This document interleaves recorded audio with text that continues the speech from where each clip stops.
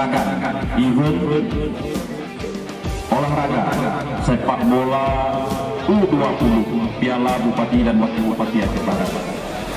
Ini sebagai persiapan untuk Piala Gubernur, dan juga ini sebagai persiapan pemerintah Kabupaten Aceh Barat mencari bibit pemain yang hebat. Dan kemudian di masa pemerintahan kami, insya Allah kita hidupkan kembali olahraga.